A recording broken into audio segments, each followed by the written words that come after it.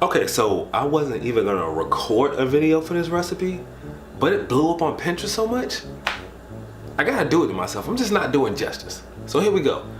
Keto Cheesecake Bites. I am Darius, this is Sugarless. Chris is your sugar-free destination of YouTube. Enjoy me. You may not know, but I'm guilt-free. Indulge. Man, oh man, it's so crazy how life works. Like, you know, when I dropped this recipe, I was like, it's a basic cheesecake recipe. There's no need to even do a video for it. And then I put it on Pinterest and it like blew up. Now, I thought my peanut butter keto cookies were a big deal. No.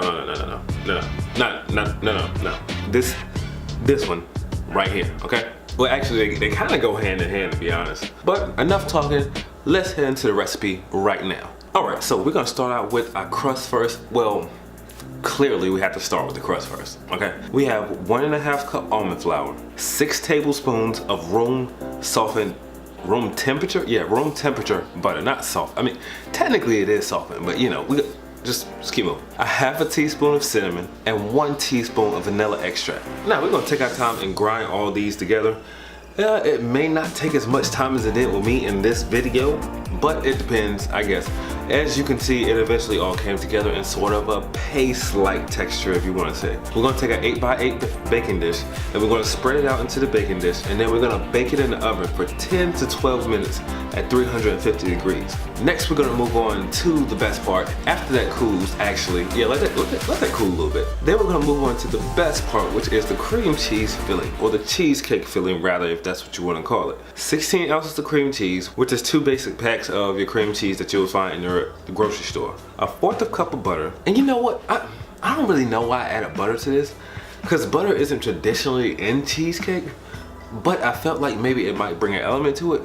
Did it? To be honest, no.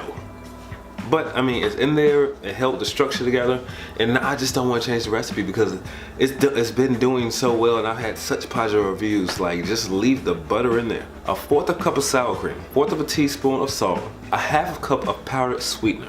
Now, powdered sweetener is very, very important in this. If you don't have powdered sweetener, you can use granulated, but keep in mind that the temperature isn't gonna rise but so much in the oven, and this isn't sugar.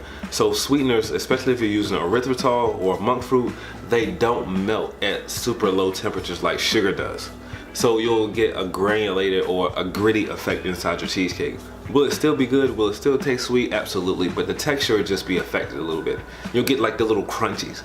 But I mean, you know, maybe you like that sort of thing. But powder is always best, and it's simply just, I mean, you can just get like a little $5 or $10 coffee grinder out of Walmart, and just stick your granulated sweetener in there, because that's what I do, and it'll powder it up nicely for you. 1 teaspoon of vanilla extract, 1/2 teaspoon of liquid stevia, and 3 large eggs. Now we're gonna mix all that together, and we're gonna spread it out on top of our cheesecake crust. Now, there are several methods to how you can bake a cheesecake, but the one I tend to go for, I put the oven at about 250 and I'll bake it for an hour, and then I turn the oven off and I leave it in there another hour. Not saying the water bath doesn't work, because I've done the water bath before in the past and it works just fine, but this one seems the most efficient and the less thought to it, to be honest. Like, people just baking cheesecake.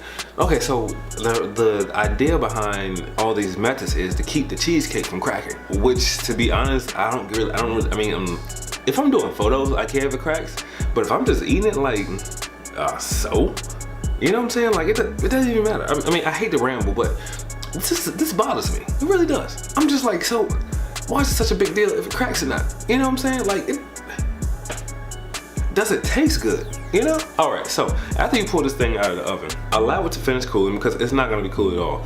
Cheesecake is one of those like all day desserts. Like, you need to make it the day before you actually want it, because it takes forever. Now, in the photos, you may notice that I have a chocolate covered icing dipped in chocolate, if that's what you want to call it. This right here isn't necessarily needed for the cheesecake. And to be honest, the cheesecake itself kind of dumbs the chocolate down. Like, I mean, it works, but you know, and I've also, and it's kind of a hassle to melt the chocolate. I've also seen some people just simply spread the chocolate chips out. That works well too. And to be honest, when I make it again, well, make it like the third or fourth time, I'm probably just gonna, if I use it, I'm probably gonna use some Choc Zero, or either just simply use the chocolate chips without melting them. And if you like Choc Zero, I do have 10% off, and I'll put that link in the description box with my promo code. You save when you come here, okay? And speaking, so all the new people seeing me on Pinterest, hello, okay? I am Darius, and if I haven't already said that before, all right, and hit subscribe, okay? Hit subscribe. We're going to 10K this year, 10K. So to make these, you don't want to, if you do decide to use the chocolate, you don't want to put the chocolate there before you chop up the cheesecake bites. And what I found to be the most useful, the first time I just stuck it in the freezer and then I pulled it out and cut it, but it was hard. So what I did this time, I cut it before I put it in the freezer. I cut it into the little squares, placed it in the freezer, and then basically after it got hard, I just took the spatula and I mean, they just all just popped out. Perfect squares. I don't know how well you can see that, but let's eat. So effective. And most of you have already tried it. Quite a few of you already tried it. Like, as I said, the recipe is done very, very well. And of course, it was delicious. You can't really lose with cheesecake when it comes to keto. And I've said this several times before. Like, cheesecake is the ultimate dessert when it comes to keto. Oh my God. You can't compete with it. You can't. If you enjoyed this video, give it a thumbs up. And chances are, if you're new here, hit that subscribe button. I'm not saying I'm the best, but I'm definitely one of the best, okay? And people have been overlooking me. If I could, I'd put that J. Cole Middle Child song on. You know what I'm saying? But last time I did that, I got like copyright issues. Yeah, so we're not gonna do that again. But I am Darius, this is Sugarless Crystals, your sugar-free destination of YouTube. And I'm not a chef. No. Sadly, I'm just the entertainer. Bye.